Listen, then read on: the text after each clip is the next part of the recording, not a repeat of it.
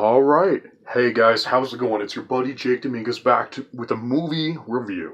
Welcome to the very first movie review of 2018. Hope everyone had a great holiday season, had a great Christmas and New Year, whatever you celebrate. Well, you don't really have a choice to celebrate a New Year or not. It's going to happen regardless. But whatever you celebrate, hope it was awesome. And here it is, my very first review. Now, today I'm going to review a movie called Three Billboards Outside Ebbing, Missouri. Saw it a few weeks ago, and I actually saw this movie the same day as Star Wars The Last Jedi. I wanted to avoid all the traffic and everything, so I went really early and saw this movie as well. So, I've seen it already. I wanted some time to kind of think on it, and obviously getting the Star Wars review out was definitely my priority. But, an interesting movie for sure, and it's a good movie to do a review of. Now, the Golden Globes are going to be in a few days as the time I'm recording this video, and this film was nominated for a ton of them. And it's interesting. Three Billboards Outside Ebbing, Missouri is a really interesting film.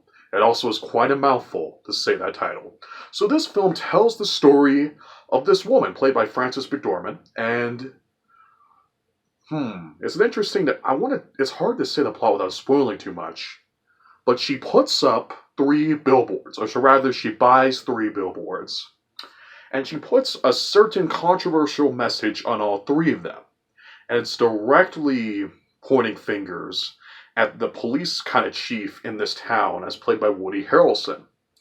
And this is some very controversial billboards around the town. It opens up some questions about a crime that happened previously, and one that deeply affected this character played by Frances McDormand. And a huge controversy erupts.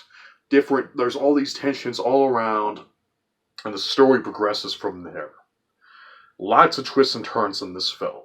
And this is a film written and directed by Martin, here goes my best shot, McDonagh. It's something like that, Martin McDonagh. And he directed and wrote such films as In Bruges. I'm getting a mouthful of things I need to pronounce right today.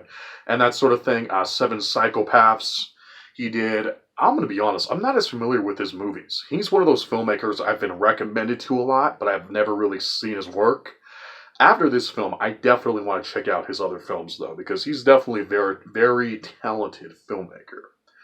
And one of my favorite things about Three Billboards Outside of Ebbing, Missouri, is how unpredictable it is, and how original it is. I've never really seen another movie like this. I've seen similar, kind of tonally themed movies perhaps, but it's a very original story, and the way it tells it is very original as well. Watching this movie, I had no idea what was going to happen, which I found very refreshing in a year, well, not just this year, but how many movies do you see where you just kind of know what's going to happen right away? This is an original story, and in this landscape, I really appreciate that. And it's interesting. I keep on repeating that word, but this movie has been very polarizing. There are people who hate this movie, and there are people who love this movie. It's got all these pretentious think pieces left and right about the different opinions about this movie. And I gotta say, I really like this movie. And when I sat down to watch it in the movie theater, and after it was done, I really felt pretty blown away by it. I thought, man, that was a good movie.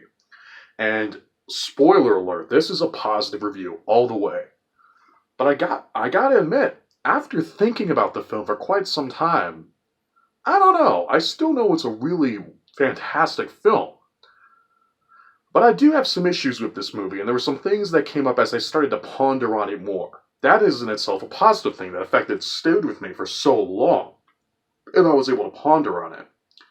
But there are some things I like about this movie, and there's also some things I don't like. But I do think it's worth seeing if you're a fan of these kinds of movies, and if you're really into filmmaking.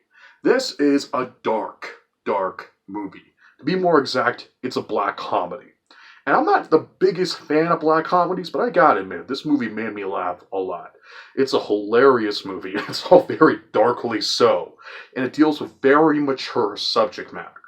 And it's not exactly a very pleasant movie to watch, but it does it in an entertaining enough way to the point where you're sucked into the characters who care about them, and you want to see what happens next. It deals with some of these subject matters really well, and some not as well. This film has a very strong female character, as the cliche goes, and Frances McDormand. But I gotta say, this is like her best work since like Fargo. It might even be better than Fargo, which is might be sacrilegious to say, but she is excellent in this movie. All the acting is. Woody Harrelson, excellent. Sam Rockwell, excellent. The best thing about this movie is the acting. It's the best acting I've seen like in one movie in a long time. It's really incredible. And it deals with these characters. Man, there's so much to talk about. I'm sorry.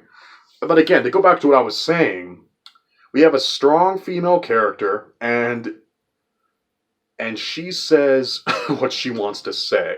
And she says things that maybe you want to say in real life, but you really can't. And there's definitely a theme in this film of that, about one woman against a man-dominated world, and about revenge against people who, well, commit violence against women and that sort of thing. In today's world, with the news the way it is, I think that's a pretty strong message. I think it's really powerful. On the other hand, you have another theme of, well, crimes that are unsolved. About the burdens that are placed upon the heads of the people who don't really remember those who are victims of the crime and there's never an intention to solve that crime. There's a lot of that going on in today's society, obviously. I mean, that's just people get away with things. It's unfortunate, but that's the case. And it goes, this movie asks the question of, is a whole society responsible for that, or is it just our police force? Is there really anything to be done about it? I don't know. I'm sorry for being vague, but that's kind of the things that this movie addresses. It's way above somebody like me who's trying to explain it in this video.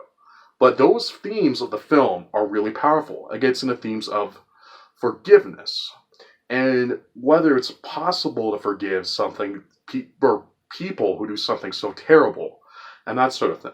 This movie deals with life itself, basically, and how death affects the way we live, and that sort of thing. Yeah, sorry guys, sorry for going over the place. It's hard for me to talk about this movie, because there's a lot of great stuff here, and stuff that I don't feel like I'm the best guy to really talk about. But it deals with all these themes so well, and a story with such incredible acting, and characters that are really interesting. But it also deals with some subject matter and some themes that I don't think the movie does as well as it thinks it does. The movie tries to pull upon this theme of police brutality. And about, well, the racism that's in our American society, especially in some of our police force. I think that's a good subject matter to make a film about. I think it's a good thing to comment on. I'm not sure if this movie 100% really does it that well. I mean, without getting into spoilers, when you look at what happens, especially of Sam Rockwell's character, it's a little questionable. His performance is incredible. His character is incredible. I mean, he's a great, interesting character. I mean, all the characters in this movie, you love him one second and hate him the other. But his character especially, you hate for a lot of the movie, because he plays pretty much the worst police officer ever. Everything you don't want in a police officer. And the way they handle his story, I don't know. I don't think they got that message across as well as they want to. It's a little problematic, I guess you can say. Even though, again, I can't state this enough, all the performances are incredible. And the movie is funny. It deals with these dark subject matter in a way that it works pretty well for the most part. But boy, it's not as entertaining as this movie is. It's almost just entertaining enough. It is a bleak film. Very thought-provoking as well, and it makes it kind of hard to always enjoy it. I don't see this being a movie that I'm necessarily going to go back into and watch over and over again. Just me personally, because of how heavy it really is. Another issue I have with the movie is a blatant spoiler, so it's really hard to talk about. Well, there's kind of a red herring that appears in this film that comes up later. And there's actually a few red herrings. Now, I'm a fan of a good red herring, don't get me wrong. But there's one in this movie in particular that when you look back on the movie, when re-going kind of through the movie in your head, it's kind of like, I'm not sure if that really works. I think that might have been a little bit of a cheat. And it works fine when especially when you're watching it for the first time, but when you go back, it's like, I don't know. I mean, again, it's a spoiler. I don't want to spoil it. But, I'm not sure about that. But my biggest issue with this film is probably the ending. The ending isn't bad. But it is kind of like, I'm not sure what you wanted to say there. Have you ever seen a movie that you almost wished ended 5 or 10 minutes earlier? That was kind of this movie for me.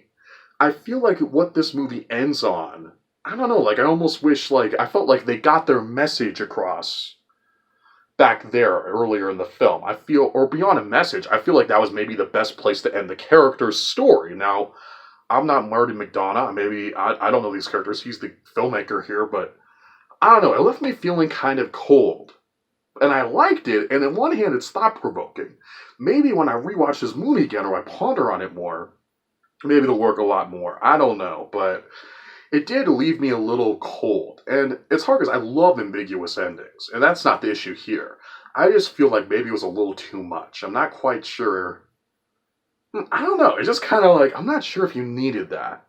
But Three Billboards Outside of Ebbing, Missouri is an original film. I know it sounds like I'm really hating on this movie and all these nitpicks I have, and I do have a few issues.